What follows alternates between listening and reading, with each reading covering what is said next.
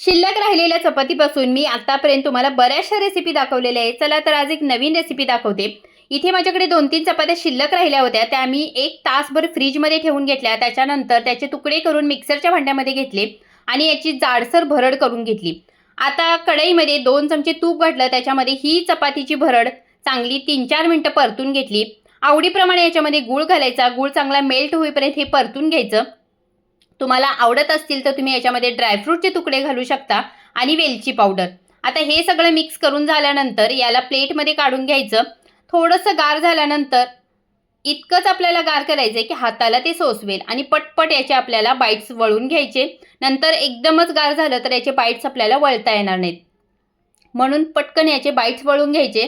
खूप छान आणि टेस्टी होतात आणि हे बाईट्स 8 ते 10 दिवस टिकतात. तर कधी शिल्लक चपात्या राहिल्या ना तर हे बाईट्स नक्की ट्राय करा आणि लाईक, शेअर, सबस्क्राईब करायला विसरू नका.